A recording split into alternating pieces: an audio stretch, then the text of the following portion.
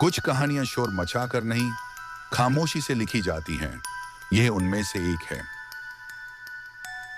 रिया एक एडवेंचरस लड़की है जिसे जंगल और माउंटेन्स से प्यार था। जिंदगी के स्ट्रेस से दूर एक ऐसी जगह जहां सिर्फ वो और खुला आसमान हो। लेकिन कभी कभी अकेलेपन में जो मिले वो सिर्फ सुकून नहीं, कुछ और भी हो सकता है। रिया की आंखें धीरे धीरे खुलती हैं। उसके आसपास हर तरफ गहरा अंधेरा है। उसे सिर्फ जंगल की ठंडी हवा और गीली पत्तियों की खुशबू महसूस होती है। कहीं दूर एक हल्की सी आवाज और एक अजीब सी ठंडी हवा उस जगह को और ज्यादा डरावना बना रहा था। रिया उठती है, लेकिन उसका दिमाग एकदम खाली है। वो खुद से पूछती है, मैं यहां कैसे आई? ये सवाल उसके अंदर बार बार गूंज रहा था। वो अपने सराउंडिंग्स को देखती है। हर तरफ पेड़ और पत्तियां और एक पुराना बैग जमीन पर पड़ा था। वो बैग उसे कुछ फेमिलियर लगा था, पर याद अब भी धुंधली सी थी। रिया नीचे बैठकर कपकपाते हुए बैग खोलती है। उस बैग के अंदर कुछ पुराने रैपर, एक मैप और एक छोटी सी फोटो होती है। वो फोटो धीरे से निकालती है और तब जो वो देखती है उसे उसके हाथ ठंडे पड़ जाते हैं। रिया उसी फोटो को घूरती रहती है और उसके साथ कुछ दोस्त, बैकग्राउंड में पहाड़ और सबके चेहरे पर मुस्कुराहट। फिर एक फ्लैश, एक याद उसके दिमाग में ब्लिट्स की तरह दौड़ती है। ट्रैकिंग, तेज संगीत, हंसी, ये सब उसे याद आता है। बॉनफायर के आसपास लोग डांस कर रहे हैं और वो भी उसके बीच डांस कर रही थी। वो याद ज्यादा क्लियर नहीं होती, लेकिन इतना समझ आ रहा था कि कुछ तो गलत हुआ था उस ट्रिप में। वो फोटो अपने आप से चिपका लेती है, जैसे उसमें कोई जवाब छुपा हो, पर अभी भी वो सब कुछ जोड़ नहीं पाती। फोटो देखने के बाद रिया का दिमाग और ज्यादा एक्टिव हो जाता है। वो सब एक खुली जगह में थे, पहाड़ों के बीच। मौसम शांत था और हवा में एक अजीब सा सन्नाटा था। लेकिन अचानक से एक आवाज सुनाई देती है। ये सुनते ही सबके एक्सप्रेशन टेंस हो जाते हैं। किसी एक दोस्त ने कहा, क्या तुमने वो सुना? फिर दूसरे दोस्त ने बोला, अरे जंगल की हेलुसिनेशन होगी। फिर तीसरा दोस्त वे बोलता है, अरे इतना मत सोचो। फिर सब मिलके म्यूजिक शुरू करते हैं और डांस करते रहते हैं ताकि टेंशन हल्की हो जाए हो। और फिर रिया को एक जोर का धक्का लगता है। ये देखकर सब बहुत डर जाते हैं। फिर जहां वो खड़ी थी, ठीक वही एक पेड़ गिर जाता है। ये देखते ही सब डर के मारे बिना सोचे समझे भागते हैं। कोई मुड़ के भी नहीं देखता कि बाकी सारे सही सलामत हैं।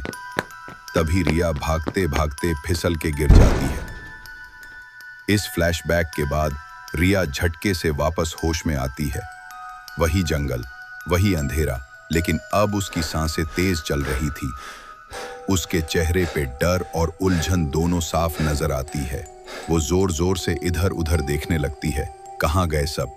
ये सवाल उसके चेहरे पे लिखा था, लेकिन वो बिल्कुल चुप रहती है। फिर धीरे धीरे रिया जंगल में आगे बढ़ती है।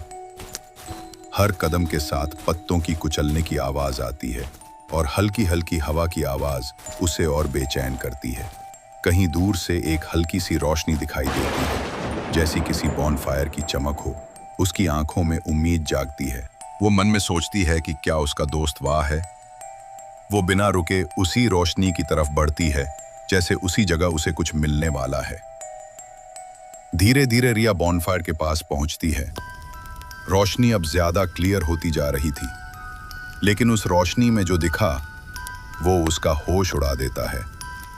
उसने देखा कि कुछ लोग हंसते हुए डांस कर रहे थे। म्यूजिक बज रहा था।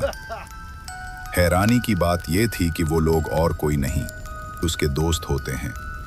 लेकिन सबसे ज्यादा चौंकाने वाली बात यह होती है कि उन सब के बीच रिया खुद डांस कर रही होती है। वही कपड़े, वही मुस्कान, बिल्कुल ठीक उसी की तरह। तभी रिया को पेट टेढ़ा होते हुए दिखता है और वो सबको बचाने की कोशिश करती है। वो घबराती हुई दहशत में चिल्लाती है, यहां से सब वापस चले जाओ। उसकी आवाज तेज और हताश थी। सब एक पल के लिए रुक जाते हैं। एक दोस्त कहता है, क्या तुमने वो सुना? फिर दूसरा बोलता है, जंगल के हेलुसिनेशंस होंगे। फिर तीसरा दोस्त वे बोलता है, अरे इतना मत सोचो।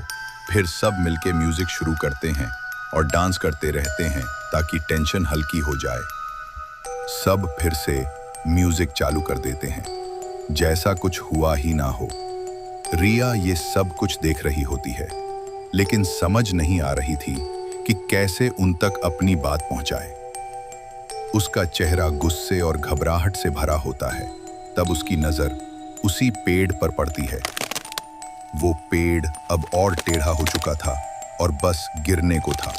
रिया बिना सोचे समझे अपने आप को पेड़ से बचाने के लिए धक्का देती है। सबके चेहरे शॉक में आ जाते हैं। कोई कुछ समझ नहीं पा रहा था। सब बहुत डर जाते हैं। और वो पल जहां अतीत वाली रिया खड़ी थी, वहां पेड़ गिर जाता है और सब बिना कुछ सोचे समझे वहां से भागते हैं। और तभी अतीत वाली रिया फिसल कर गिर जाती है। तभी तो रिया को एहसास होता है कि वो उसी पल मर चुकी थी और अब वो एक स्पिरिट बन चुकी है। ये सब देखते हुए वो रिया के पास जाती है। सब कुछ शांत हो चुका था। गहरा अंधेरा, शांत हवा और उसके पास वही पुराना बैग, वही सन्नाटा। उसे क्या पता था कि उसकी खुद की वजह से वो मर गई थी और अब एक टाइम लूप में फंस गई है। Thank you for watching. अगर आपको कहानी ने डरा दिया, लाइक जरूर करें, कमेंट करके बताएं सबसे डरावना सीन कौन सा था और सब्सक्राइब करें क्योंकि अगली कहानी और भी गहरी है।